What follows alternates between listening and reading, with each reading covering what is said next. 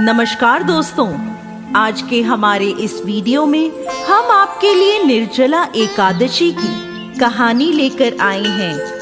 एक समय की बात है, एक जाट था। उसकी नई नई शादी हुई थी। शादी के बाद वो पहली बार अपनी पत्नी को लेने अपने ससुराल जा रहा था। वो अच्छे से नए नए वस्त्र पहनकर तैयार होकर ससुराल के लिए रवाना होता है। रास्ते में उसने देखा एक तालाब में एक गाय पानी पीने उतरती है। जेठ का महीना था। वो गाय अपनी प्यास तो बुझा लेती है, लेकिन तालाब से बाहर नहीं आ पाती। जाट को वहां देख गाय उससे बोली, अरे मुसाफिर, मुझे इस दलदल से बाहर निकाल दे।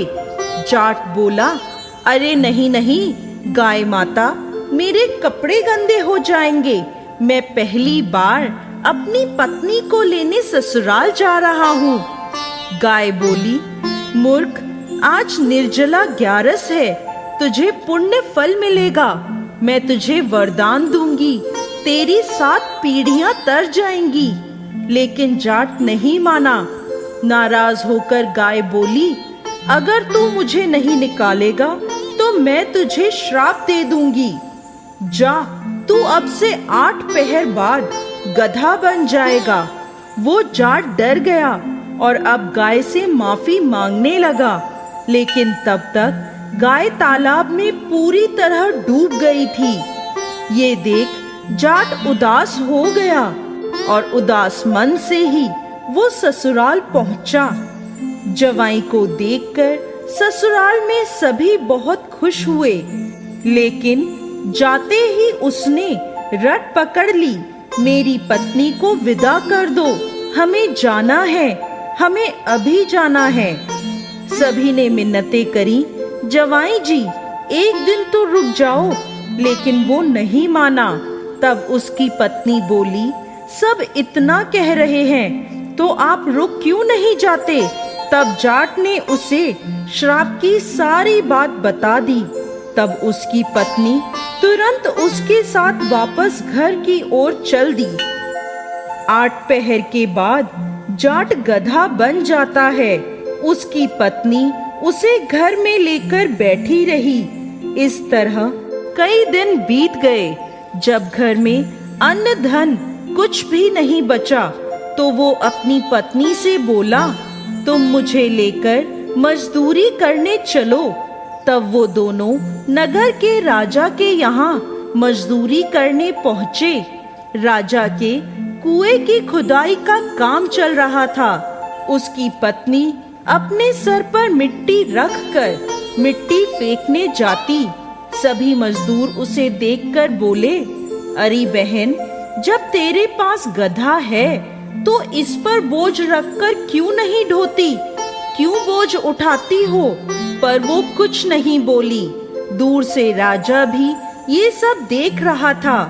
एक दिन राजा ने उससे पूछा, तुम्हारे पास गधा है तो तुम क्यों बोझ उठाती हो?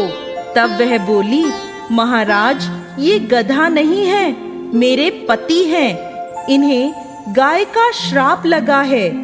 उसने राजा को सारी बात बता दी।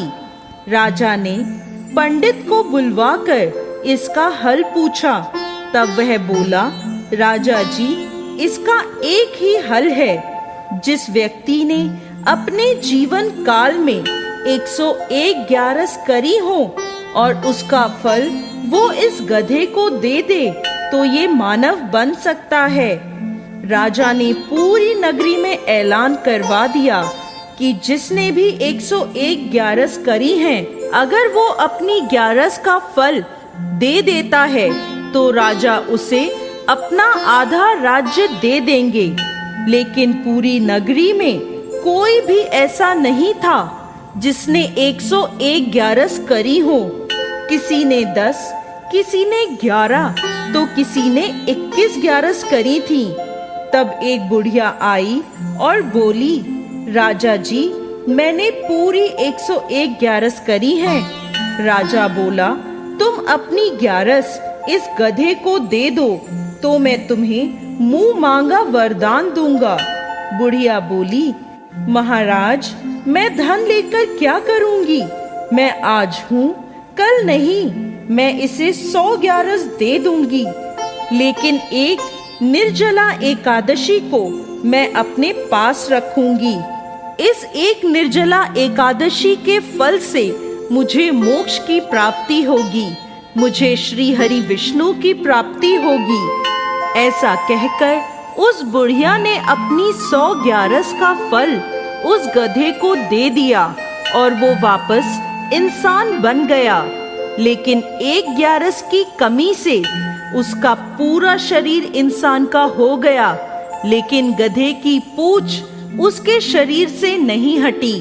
तो दोस्तों, कैसी लगी आपको आज की हमारी ये कहानी?